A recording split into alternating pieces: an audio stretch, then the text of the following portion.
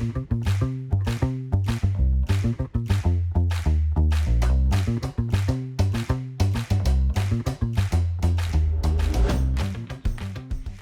du coup, je suis Salomé Nedelec, chargée RH au sein de l'entreprise BayVaire Solar System. Je suis également référente handicap. Moi, je suis Marie-Laure Dupin, je suis infirmière à Groupama Ganvi. J'interviens dans la prise en charge des personnes en situation de handicap pour les aider et je suis devenue moi-même une salariée handicapée.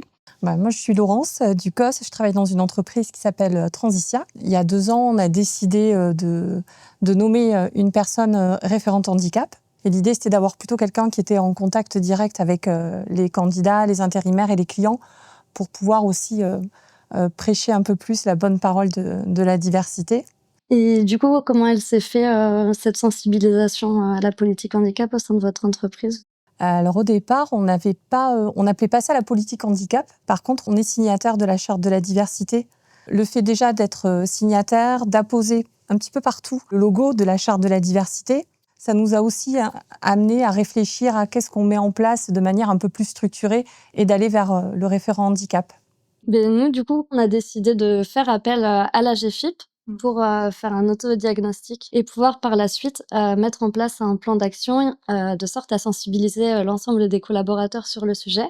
Et du coup, on participe encore cette année, comme on l'a fait l'année dernière, à l'Active Challenge. Je ne sais pas si ça vous parle. Oui, on le fait nous aussi en interne. Ce sont des quiz en ligne en fait accessibles à tout le monde pour sensibiliser justement à la question du handicap. Nous, à Groupama Ganvi, on participe à la semaine pour l'emploi des personnes en situation de handicap au mois de novembre, je pense.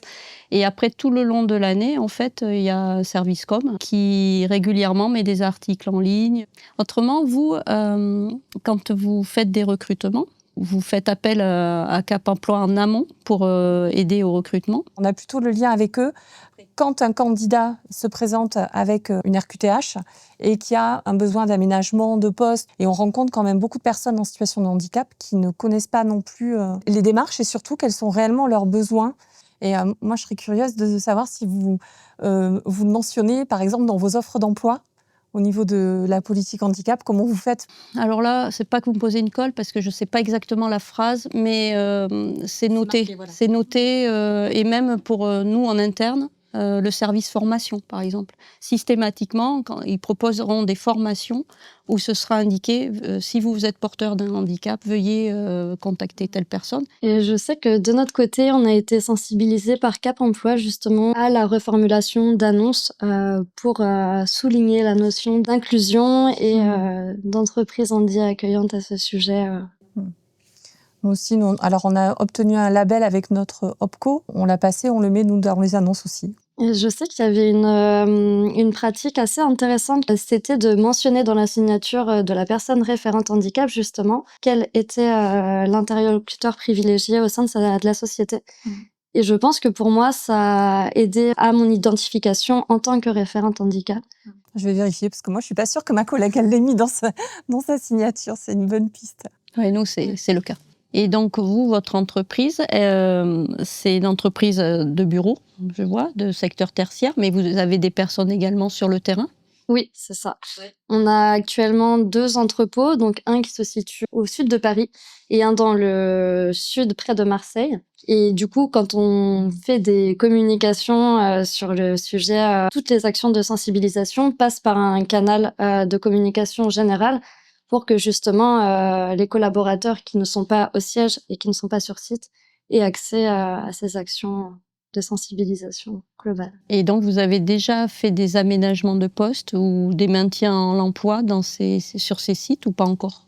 Alors, on n'a pas eu besoin d'en faire sur ces sites. Et les conditions de travail sont déjà très optimales. On est tout à fait capable de procéder à un aménagement de poste si un collaborateur est en nécessité. Nous, on a dû le faire, on l'a fait pour un client qui a été recruté par une grande entreprise. Quelques semaines après, on a reçu un appel du client qui nous dit « mais on n'a pas pensé, on n'avait pas réfléchi, mais tout compte fait, on a un problème, les sorties incendie ». Le salarié était en fauteuil. On a fait intervenir la GFIP pour aider l'entreprise à calibrer vraiment quel était son besoin. A priori, ils n'ont pas eu d'aide financière, mais ils ont eu au moins un soutien technique pour aménager le local. Dans notre process à nous, dès que la personne du recrutement a connaissance que la personne a une RQTH, le process, c'est de contacter le service médical. Et donc, en amont de l'embauche, on essaye au maximum d'échanger avec la personne sur ses besoins et de mettre en place avant l'embauche. Et vous avez eu des aides financières de la part de peut-être l'AGFIP ou d'autres organismes? Oui, nous, on les sollicite bien. On a des aménagements de poste pour les personnes en situation de handicap qui demandent des aménagements assez particuliers et spécifiques. On les a aussi fait intervenir auprès de clients pour discuter de cette obligation d'emploi et de comment y contribuer. Et c'est vrai que même pour nous, ils nous aident en nous donnant quand même des conseils. C'est un soutien. Ouais.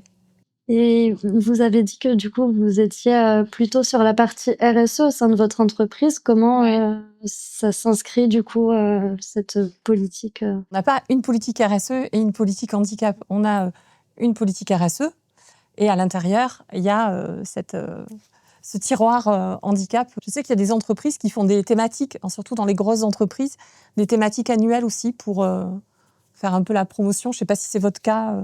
C'est pas annuel, c'est même plus fréquent, mais oui, une fois par mois, au moins l'assistante sociale, au moins l'infirmière, au moins la psychologue du travail qui intervenant sur des thématiques. Et au sujet de la RSE, est-ce que vous passez par exemple, des entreprises adaptées? On essaye de le faire au niveau de la restauration. C'est quand, par exemple, on a besoin d'organiser un déjeuner. On essaye d'aller dans des restaurants d'application qui embauchent des personnes en situation de handicap. Donc là, c'est aussi un moyen de faire connaître et puis de contribuer. Et dans les associations qu'on soutient, on a une association qui travaille sur le retour et le maintien dans l'emploi de femmes post-cancer. Sœurs d'encre. Ça nous permet d'aller dans des entreprises ou dans des clubs d'entreprises, faire de la sensibilisation avec des femmes. Et c'est directement elles qui viennent témoigner dans les entreprises pour parler de qu'est-ce qui s'est passé quand elles sont revenues.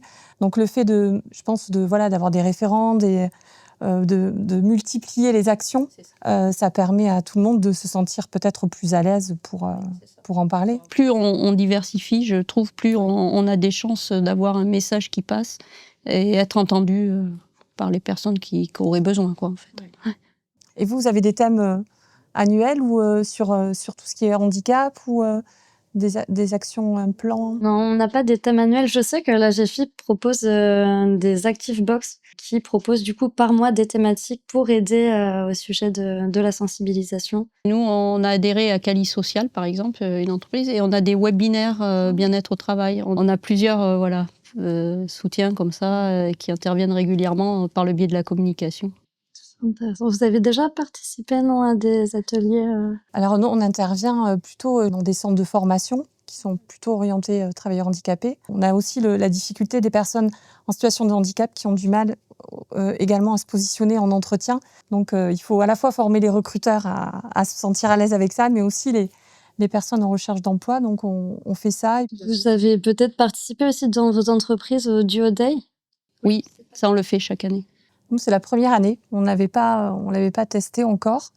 Le Duo-D, c'est juste, on accueille en entreprise une personne en situation de handicap qui va venir découvrir les métiers.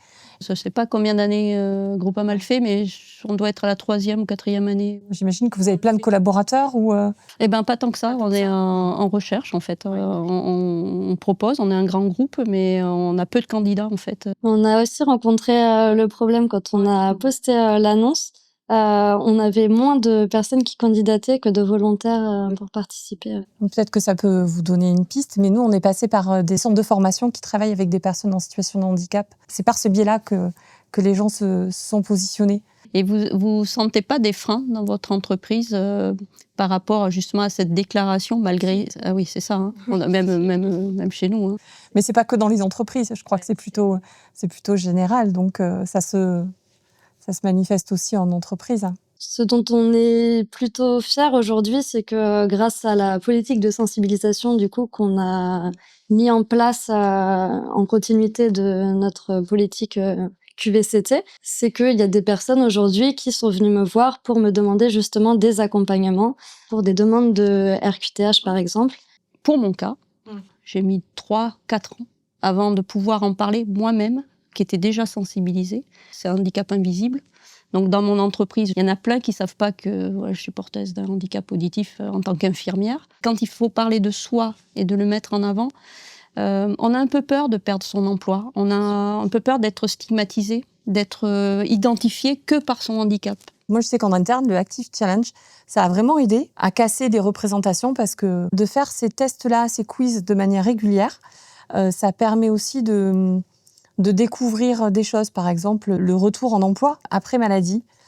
Là, honnêtement, c'était un monde que je ne connaissais pas. En écoutant les personnes, en les côtoyant aussi, j'ai vraiment découvert les difficultés pour une personne quand elle revient en entreprise, ce qui se passe pour elle et puis comment ça impacte l'équipe, les managers, l'entreprise. Ça a développé ma sensibilité sur cette question-là. Oui. C'est un sujet vraiment méconnu, ce retour à l'emploi post-maladie.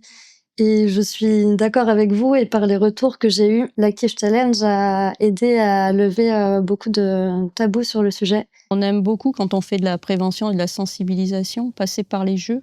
Ça permet aux personnes de s'arrêter plus facilement au stand. Et ça, vraiment, c'est la répétitivité qui permet de faire passer des thématiques, des sujets. Et alors, est-ce que ça a changé votre perception du handicap ? J'étais déjà assez sensibilisée personnellement avec mon entourage à cette question-là. Mais je trouve que le rôle de référente handicap, je l'ai adopté en arrivant chez Baeva et ça m'a énormément apporté.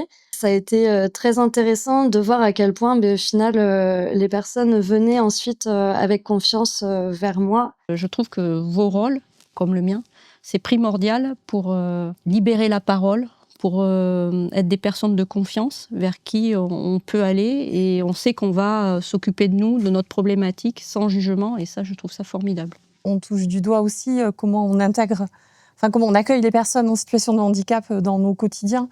Et l'entreprise, ça reste le quotidien où on passe une grosse partie de sa vie, quoi. J'aimerais croire qu'on est meilleur que ce qui s'est passé avant pour la plupart des personnes. Moi, je suis contente d'avoir participé à ces échanges. Je trouve ça formidable que chacun à son échelle, quelle que soit la dimension de l'entreprise, il y ait des acteurs moteurs, porteurs. Et en tant que personne en situation de handicap, je trouve ça vraiment très positif. Ouais, mesdames, merci. C'était très instructif d'échanger, de pouvoir parler de nos expériences en entreprise. On peut déjà mettre en place des actions, regarder en interne s'il y a des personnes qui sont en situation de handicap et qui auraient peut-être besoin de soutien. Aujourd'hui, je ne peux que vous inviter à vous rapprocher de la GFIP ou Cap Emploi ou les organismes compétents pour pouvoir mettre en place éventuellement une démarche d'inclusion handicap. Il est également important d'identifier et de nommer une personne sur le rôle de référent ou référente handicap pour permettre aux salariés de venir la trouver en cas d'interrogation ou de besoin sur le sujet. Vous avez également, n'oubliez pas, le médecin du travail ou infirmière de santé au travail qui sont là aussi si vous avez besoin de renseignements ou en tant que salarié de conseil. Foncez et faites-vous aider, mais ne passez pas à côté de belles personnes parce qu'elles sont porteuses d'un handicap.